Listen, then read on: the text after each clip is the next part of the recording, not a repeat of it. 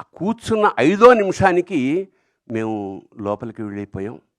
ఈనాటి భక్త ప్రహ్లాద, ఎస్వి రంగారావు, నరసింహస్వామి, ఆ రోజారమణి, జీవము నీవే కదా అన్న పాట అక్కడ మొదలైపోయింది నాకు. అలా వస్తూనే ఉంది ఒక్కొక్క సీను. ఇది సినిమా తీశారా లేకపోతే సాక్షాత్కారం జరుగుతోందా మాకు అర్థం కాలేని ఒక అద్భుతమైన లోపలికి వెళ్ళిపోయాం. దాదాపు ఒక 20-30 సార్లైనా కళ్ళు చెమర్చే ఈ భావన, the way how you tackle, అంటే కొత్త డైమెన్షన్స్.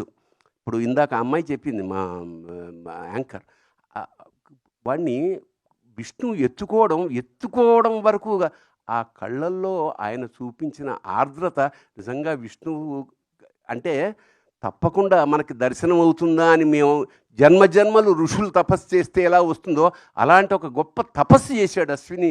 సో మీకు లభించిన అదృష్టం కాదు సార్, యావత్ ప్రపంచానికి కూడా విష్ణుమూర్తిని, నరసింహస్వామిని దర్శనం చేయించేశారు.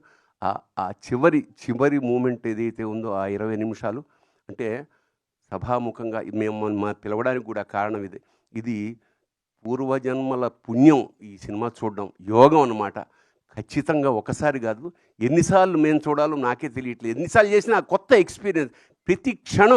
ప్రతి క్షణాన్ని ఈ మధ్యకాలంలో ఎంజాయ్ చేసిన పరిపూర్ణమైన సినిమా ఇది.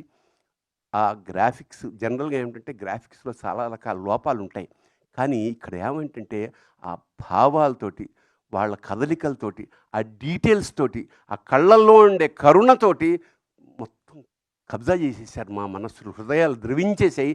ఇంకా చివరికి ఇది మహావతారం ఎందుకని పెట్టారా, అవతారమే కదా అంటే నిజంగా అంత పెద్ద నారసింహుణ్ణి నా జీవితంలో చూశారు. కానీ స్క్రీన్ అంతా నిండిపోయి విశ్వరూప సందర్శనం ఏకకాలంలో ఎలా జరిగితే ఎలా ఒళ్ళు గగరు పుడుతుందో అలా ఒక ఉద్వేగానికి లోనైపోయాం.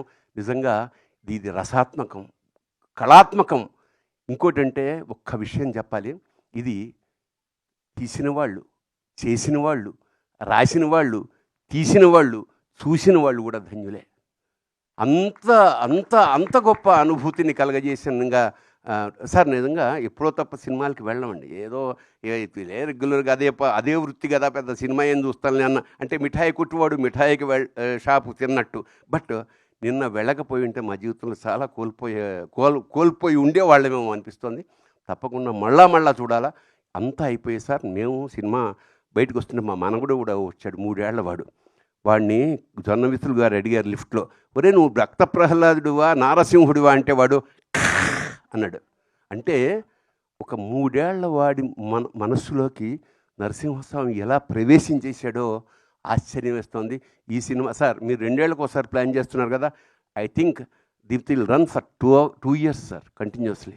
Yes, then only you have to take another project. అట్లాగా I think it's a big project ఇది Lord has given you sir. I think this is the greatest opportunity of our life. ఒక సినిమా ఒక కావ్యంలాగా, అలాగే సనాతన ధర్మాన్ని ఇంత అంటే ఎక్కువ ప్రచారం ఏమి అక్కర్లేదండి, ఒక్కసారి సినిమా చూస్తే అది గుండెల లోపలికి వెళ్ళిపోయింది. ఇలాంటి సినిమా నిర్మించిన వాళ్ళకి చెప్పాం, ఇలాంటి అవకాశం ఇచ్చిన మాకు కూడా మా జన్మలు ధన్యమయ్యేగా భావిస్తూ జై నరసింహ, జై నరసింహ, జై నరసింహ. Thank you sir. నిజంగానే మళ్ళీ 2027లో మళ్ళీ మా ముందుకు సినిమా వచ్చే వరకు కూడా దీన్ని మేము చూసి ఆస్వాదిస్తూనే ఉంటాం, అనుభూతి చెందుతూనే ఉంటాం అని అర్థమైపోతుంది ఈరోజు థియేటర్స్లో చూస్తుంటే కూడా situation. So thank you so much Bharani.